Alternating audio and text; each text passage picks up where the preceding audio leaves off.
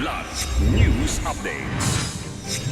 Mga balita ngayon, crime rate sa bansa noong 2025 bumaba ng 12.4% ayon sa PNP. Palutang-lutang na bangkay na recover ng PCG sa Surigao del Norte.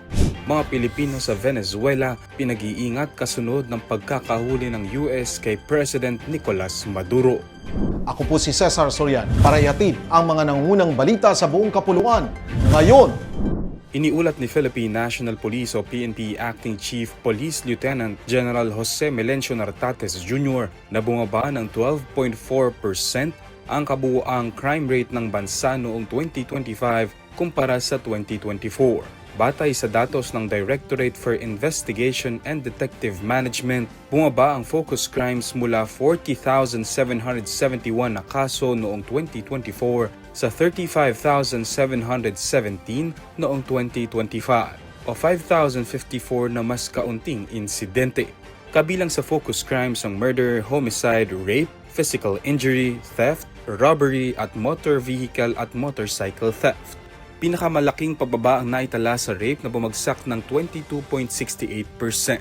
Sinundan ng motor vehicle theft, murder, homicide, physical injury at robbery. Bumaba rin ng theft ng 4.31%. Tiniyak naman ng PNP na lalo pang paiigtingin ang crime prevention at law enforcement efforts sa 2026 upang mapanatili at higit pang mapabuti ang kaligtasan ng publiko.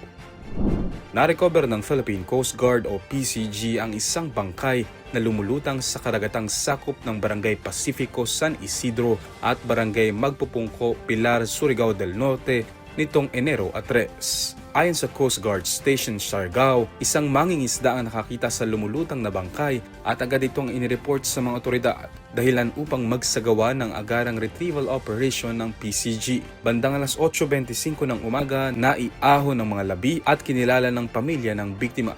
Iniuugnay ang insidente sa pagtaob ng kayak na naiulat noong Disyembre 30, 2025 sa karagatan malapit sa Pasicon Beach, Barangay Baybay, Burgos, Surigao del Norte, kung saan patuloy ang search and rescue operations ng PCG mula nang mangyari ang insidente.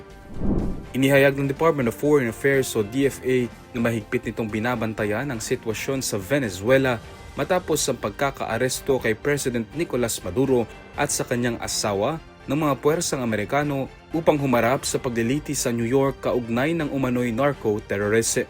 Isang travel at safety advisory ang inilabas ng Philippine Embassy sa Colombia na nagsisilbing non-resident mission para sa Venezuela para sa mga Pilipino roon. Nanawagan din ng DFA sa lahat ng panig na lutasin ang mga isyu sa mapayapang paraan at umiwas sa anumang paglala ng tensyon.